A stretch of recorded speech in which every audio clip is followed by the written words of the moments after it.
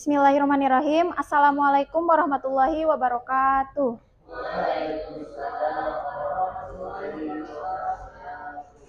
Pertama-tama marilah kita panjatkan puji syukur kehadirat Allah Subhanahu wa taala karena berkat rahmatnya kita bisa berkumpul di sini dalam keadaan sehat walafiat. Sebelumnya kami berterima kasih kepada Bapak Ferry yang telah memberikan kami kesempatan untuk presentasi kali ini. Materi yang akan kelompok kami bawakan yaitu mengenai transformasi digital, mengoptimalkan e-commerce untuk keberhasilan pedagang tradisional. Sebelumnya di sini kami akan memperkenalkan anggota kelompok kami. Di sini saya Gevira sebagai moderator. Saya sebagai pemateri, Ranita Valina. Saya sebagai pemateri Indrawan Taufikur Rahman. Nama saya Rinka Laura sebagai pemateri. Saya Gustamil Arifin sebagai pemateri. Saya Ali Fauzi sebagai pemateri juga.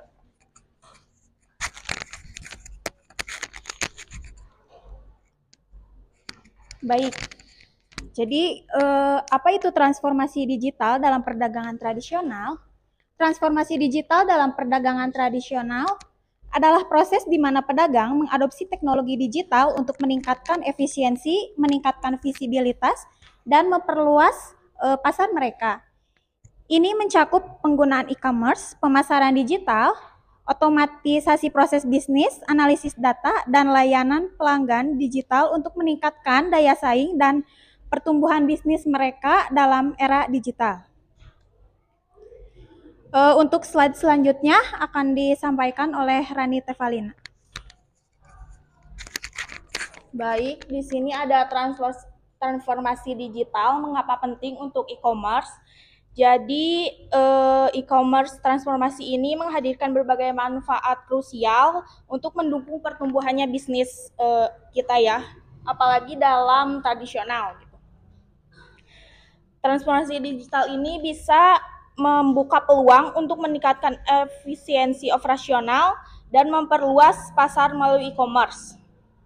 Ini memungkinkan pedagang untuk mengadopsi teknologi dalam manajemen investasi, pengiriman, dan layanan. Selain itu, perubahan dramatis dalam perilaku konsumen seperti preferensi yang meningkat untuk beberapa online. Lalu dengan demikian, transformasi digital ini bukan hanya meningkatkan efisiensi operasional saja, tapi juga membuka peluang untuk pertumbuhan inovasi dan meningkatkan pengalaman pelanggan secara e-commerce untuk para pedagang tradisional. Selanjutnya akan dijelaskan oleh rekan saya Rinka Laura.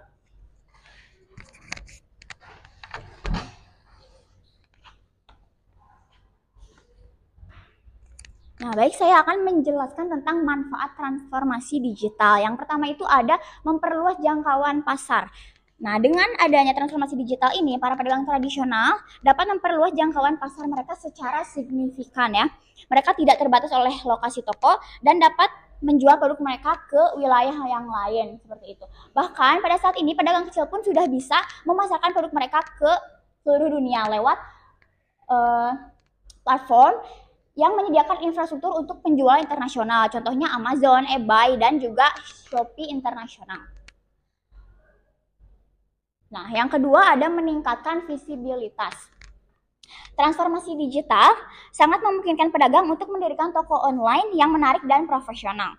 Juga dapat menciptakan citra yang kuat di dunia maya seperti itu. Nah, bagaimana sih untuk meningkatkan visibilitas tersebut? Yang pertama itu seperti yang sudah kita pelajari sama-sama ya, ada SEO atau Search Engine Optimization, yaitu pengoptimalan mesin pencari yang membantu toko online itu muncul di hasil pencarian seperti itu. Yang kedua ada mendirikan media sosial yang memungkinkan pedagang itu bisa berinteraksi secara langsung teman-teman dengan para pelanggannya.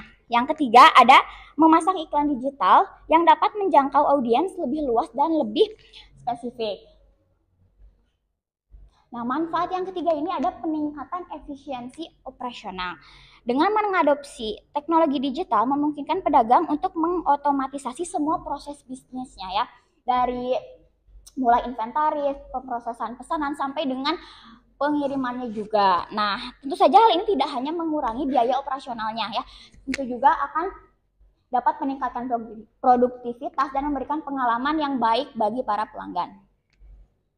Materi selanjutnya akan disampaikan oleh rekan saya. Baik, terima kasih Rinka. Untuk selanjutnya saya akan menjelaskan tentang tantangan dalam mengadopsi e-commerce. Di sini saya akan menjelaskan strategi untuk mendidik dan mempersiapkan perdagangan tradisional dalam keterampilan.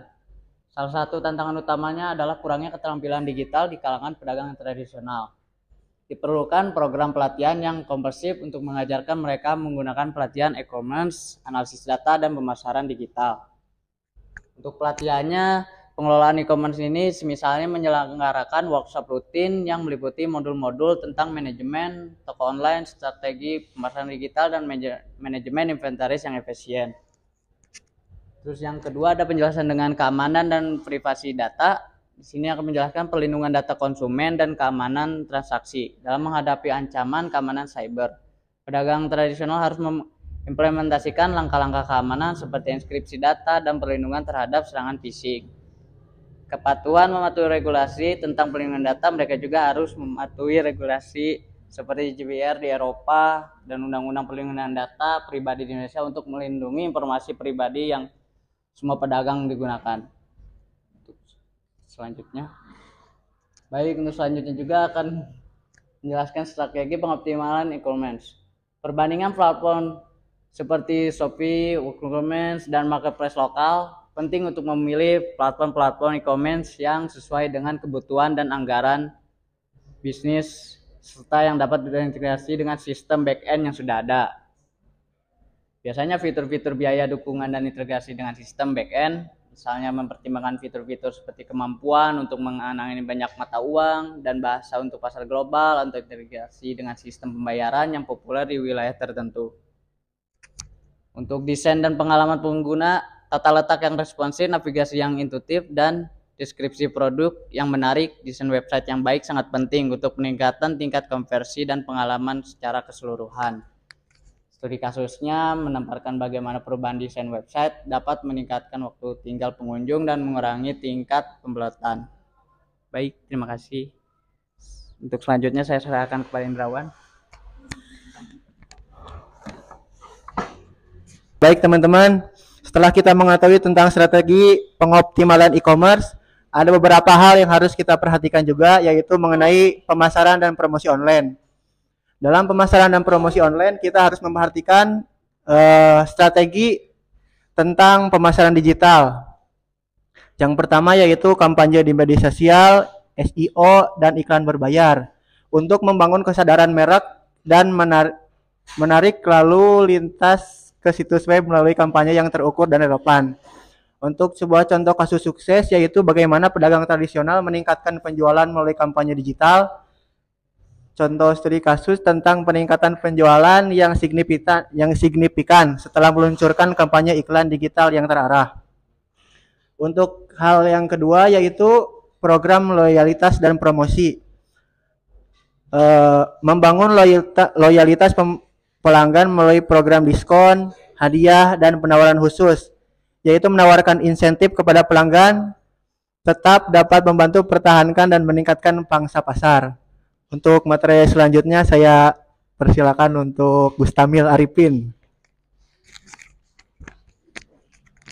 Nah, di sini saya akan menjelaskan tentang pengelolaan logistik dan layanan pelanggan. Yang pertama ada proses pengiriman dan pengembalian.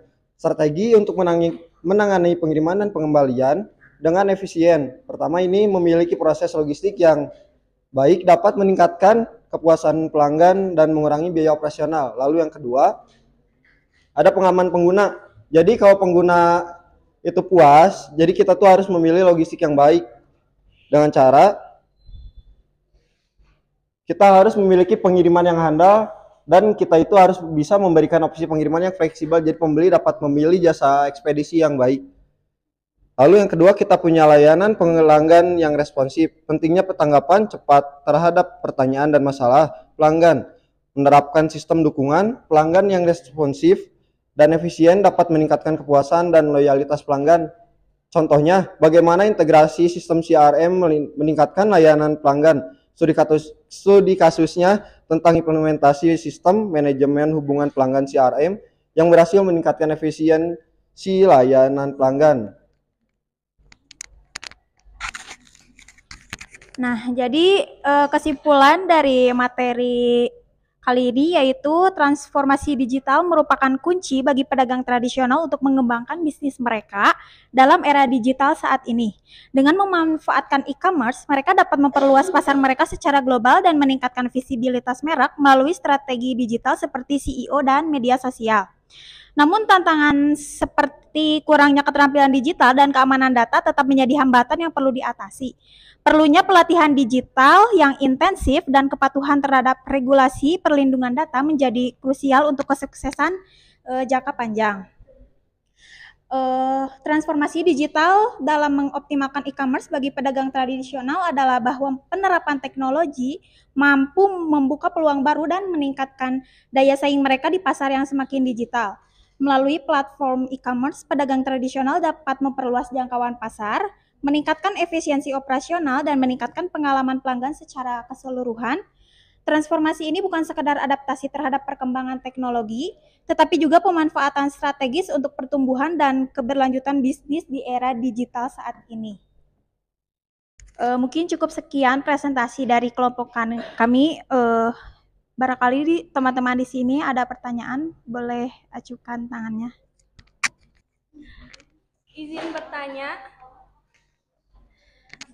Saya Rani Suryani dari kelompok 5. Ya.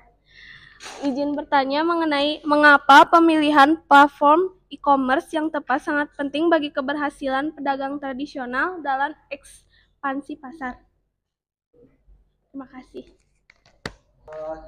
Izin bertanya buat Mbak sama kelompok berapa ini tuh? Kelompok 3. Tadi kan membahas tentang pengelolaan logistik. Nah, pertanyaannya tuh jadi bagaimana pentingnya pengelolaan logistik yang efisien dalam meningkatkan kepuasan pelanggan dalam konteks e-commerce? Terima kasih.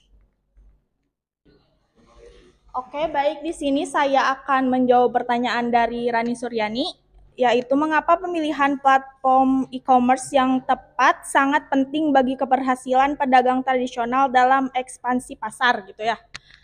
Jadi pemilihan platform e-commerce itu sangat penting ya, karena harus sesuai sama dengan kebutuhan untuk investasi, kebutuhan untuk mengelola pemasaran dan transaksi dengan lancar gitu. Misalnya yang punya fitur integrasi dengan sistem mereka dan support customer service yang bagus juga. Jadi untuk keberhasilan pengusaha itu sendiri dan customernya. Paling itu sudah cukup. Ya.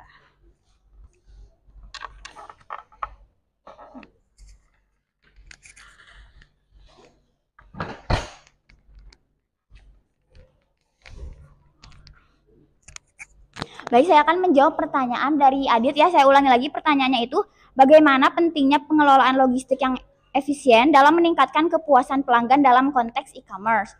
Jadi, logistik itu jantungnya bisnis e-commerce ya. Jadi, harus efisien biar pengirimannya tepat waktu dan barang itu diterima dalam kondisi baik. Nah, cara mensiasatinya gimana sih?